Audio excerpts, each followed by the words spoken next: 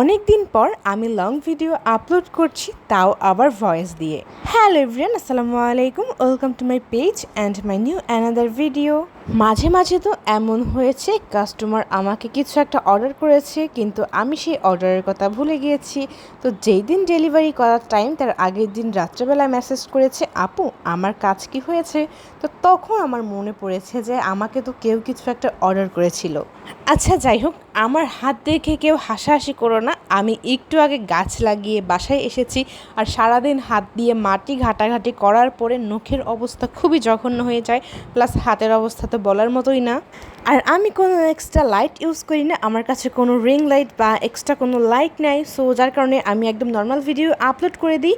আর আমি জানি না আমার হাতের অবস্থা এত বাজে দেখায় কেন। আমার হাত তো এত কালো না, কেন জানি আমার হাত খুব বেশি কালো লাগে ভিডিওর মধ্যে। আসলে বিষয়টা যেটা হয়েছে, আমি আমার জুয়েলারির উপরে ব্রাইটনেসটা ঠিক রেখে এছাড়া অন্যান্য সাইডের যে ব্রাইটনেসগুলো আছে ওগুলো একদম ডাউন করে দিই এবং লক করে দিই, যার কারণে আমার হাতের অবস্থা এরকম দেখায়। যাক, এইটা কোনো ব্যাপার না।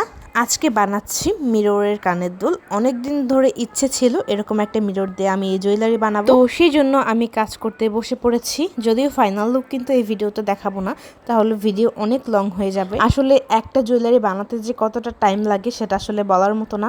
এই যে এইখানে দেখা যায় যে আমরা 2 মিনিট 3 মিনিটে আমরা একটা ভিডিও কভার করে ফেলি, আর ভিডিওটা একদম ফুল শেষ করে ফেলি, কিন্তু আসলে কিন্তু এরকম কোনো কিছুই না। একটা জুয়েলারি বানাতে ঘন্টার পর ঘন্টা লেগে যায়।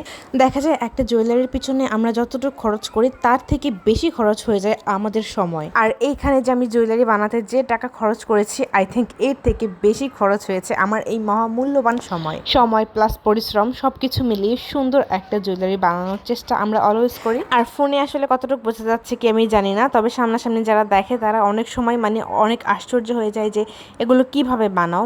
একটা একটা পুঁতি দিয়ে একটা একটা করে সিরিয়াল করে লাইন করে বিভিন্ন ডিজাইন করা, এটা আসলে অনেক টাফ একটা ব্যাপার। এটা বানানো অনেক কঠিন, বিষয়টা এমন না। ব্যাপারটা হলো গিয়ে ধৈর্যের। এত ধৈর্য কোথা থেকে পাই অনেকেই অনেক সময় প্রশ্ন করে থাকে। পরবর্তী ভিডিওতে এটার ফাইনাল লুক দেখতে পারবে ইনশাল্লাহ। আজকের মতন আল্লাহ হাফিজ, ভালো থাকবে সবাই, আর লাইক এবং সাপোর্ট করবে।